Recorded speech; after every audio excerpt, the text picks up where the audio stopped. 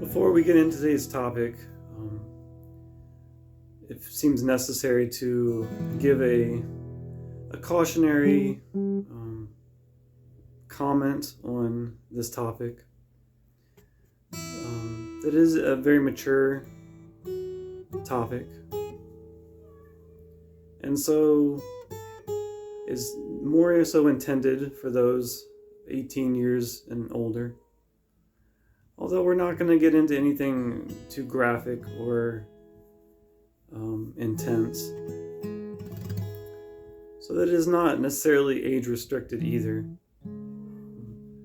Many teenagers and even preteens are becoming aware of sex younger and younger nowadays, whether they're being introduced to it through social media or through entertainment.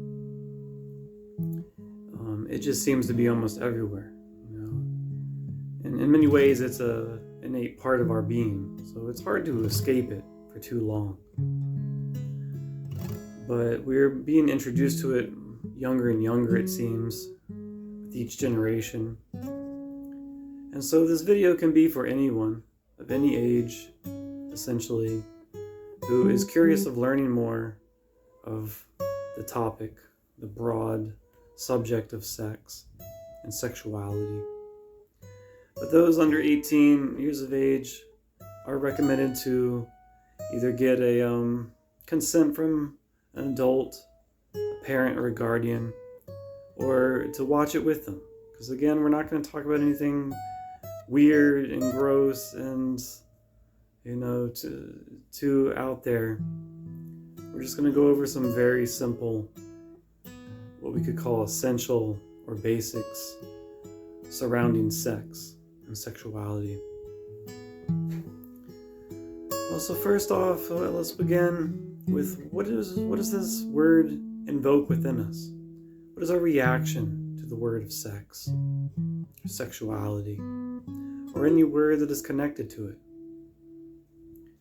Do we feel excitement, passion, or is there a fear-based reaction, shame, regret, guilt? So it's important to notice just what the word even evokes within us. What is that instantaneous reaction to a single word? Because we form all kinds of opinions and conclusions just from hearing that word. We process that word in very different ways, many of us. So it's important to be aware of already what is the reaction to this, simply the word. Because we also need to be aware of that and be able to move beyond that. We don't want to get caught up in that reaction.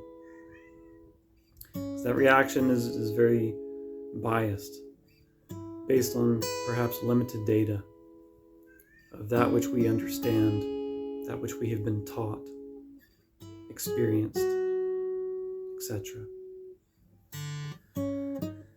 So we need to be able to move beyond the taboo, any initial reaction to the word or the subject, because there is often this taboo concerning this entire subject. Such a broad and important aspect of life, and yet there is often such hesitancy. There's so many illusions, misunderstandings regarding sex and sexuality and sexual energy. And so we need to be able to, again, move beyond all that.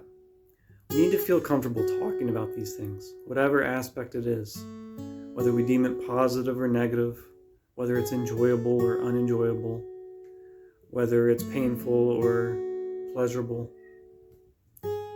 No matter how it makes us feel or think, etc., it's important to be able to express ourselves and not hit a wall when we encounter this extremely important subject. We need to learn to be able to express it, no matter our gender, no matter our beliefs, practices, and so on. A very important aspect of our life that we need to feel comfortable with. That's the important part right there. So a lot of this taboo and misunderstanding obviously is due to a lack of education. Many of us have gone through sexual education in school, but they primarily focus on practicing safe sex and is geared towards reproduction. It's a very scientific point of view, and it seems to just miss so much. There's so much that it doesn't include. Obviously, it's only one class. When we have 12 years at least of schooling before college, and there's only one class that's focused on sexual energy. So that just seems kind of ridiculous. There's no way we can fit all the information in one class. We take 12 years of math just to get to a certain level. But we only take one semester or class of sexual education. So it begins with that. And this leads to often misunderstanding and also the misuse and abuse of sexual energy. Well, we don't understand it, then we're more apt to fear it. And we're more apt to use it however we think we need to or should. So this is often based on our mental states, our physical states, emotional, spiritual, all that, affecting how we are choosing to use our sexual energy towards ourselves, towards others, towards the cosmos. So as we can see, this is a big problem. This can also lead to addictions and many other issues involving sexuality, which we're not going to get into in this video because, again, it's such a broad topic.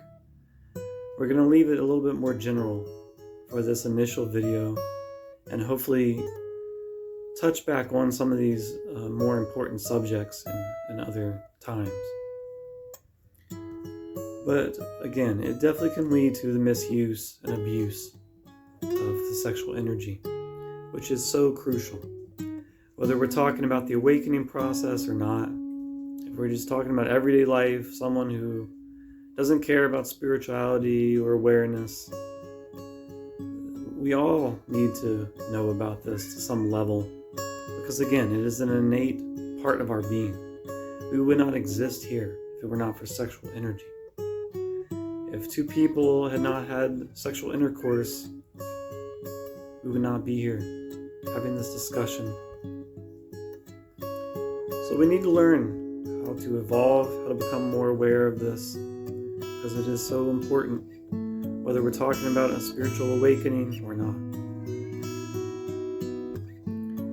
Sexual energy, because sexual energy is creative energy. It can be used to create a life form, a child, or whatever species we're focused on. Plant, animal, whatever. On a cellular level, on an atomic level, it is used to create, to reproduce, to expand.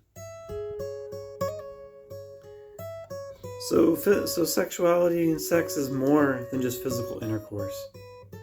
It's more than just something we do for pleasure. And it is also more than just reproduction.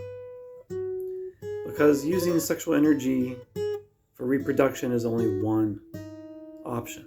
It's only one path. It's also possible, when going through the awakening process, to use sexual energy to raise those fluids up the spine and to assist in the awakening process. Especially no matter what gender we're speaking of, sexual fluids are extremely important. We know how we're almost 70% water, our body, but there are many other fluids in addition to water. And sexual fluids are an example of this. Extremely important example of other fluids in our system. So, as someone in a man's body who, as we can say, identifies as a man, obviously there's more experience of being a man than a woman. So there's no wish to exclude women from any of this. There's simply less personal experience and knowledge regarding that gender. So primarily we're going to share more about some effects of the male, how sexual energy can affect that gender specifically.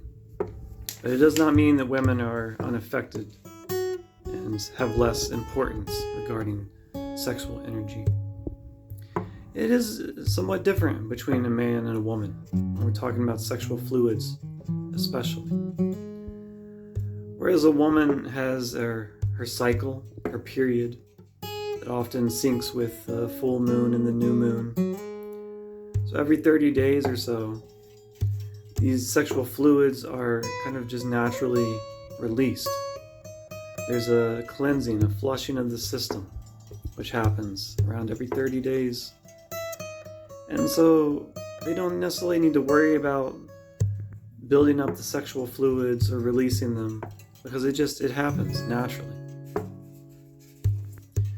Whereas with a man, sexual fluids are released through ejaculation. A woman does not release any noticeable or major amount of sexual fluids through an orgasm, during an orgasm. So this is the main difference between these two genders. And a huge reason why it is often affecting men more frequently, more noticeably, more intensely. Because there is this lack of education and misunderstanding with sexual energy. We don't know how important these sexual fluids are, such as semen. So we tend to just, waste it, but we tend to just release it. Sometimes as often as we want, whenever we want.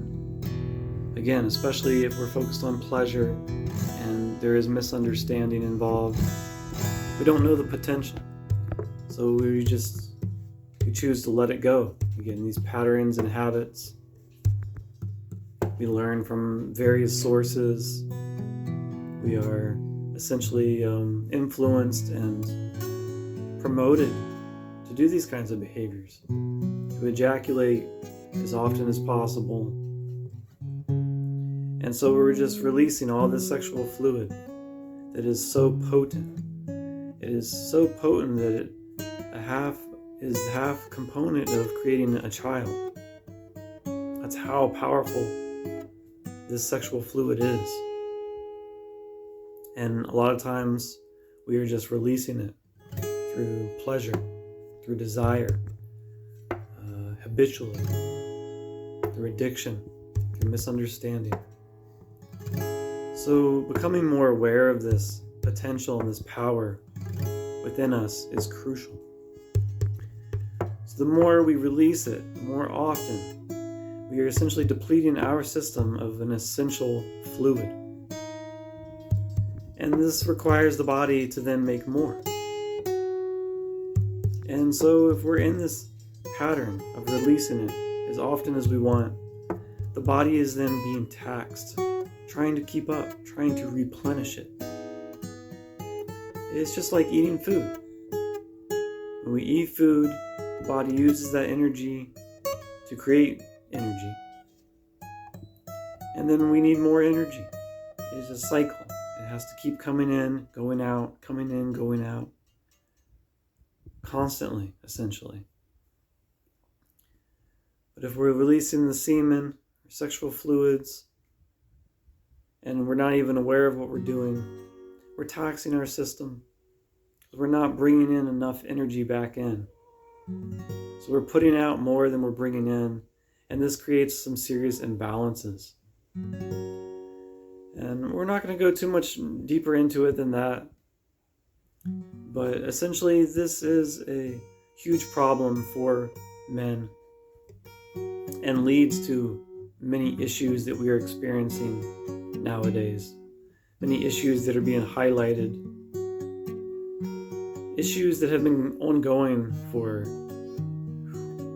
as long as we can remember.